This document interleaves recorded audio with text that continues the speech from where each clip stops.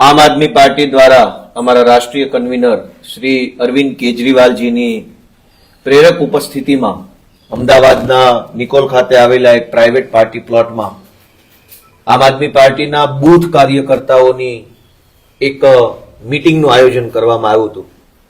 ઘણા સમય પહેલા 20-25 દિવસ પહેલા આ આખા કાર્યક્રમની રૂપરેખા તૈયાર કરવામાં આવી હતી.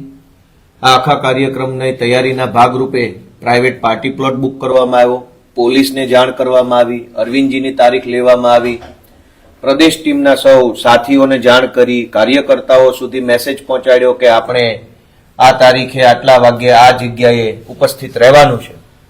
આ તમામ કાર્યક્રમની તૈયારી થઈ ગઈ, જાણ થઈ ગઈ.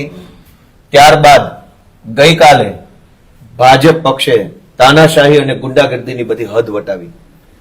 દોસ્તો, દરેક રાજકીય પક્ષોને પોતપોતાના પક્ષની સભા અને મિટિંગ કરવાનો આ ભારત દેશમાં અધિકાર છે અને આઝાદી પહેલાથી પણ રાજકીય પક્ષ, તે સમયે જે રાજકીય પક્ષો હતા એ બધા જ લોકો આટલા વર્ષોથી પોતપોતાની સભાઓ કરતા આવ્યા છે.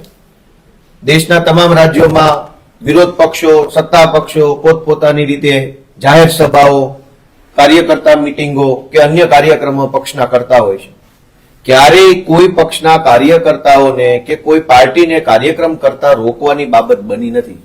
ગુજરાતની અંદર 30 વર્ષથી બીજેપી સરકારમાં હોવા છતાં પણ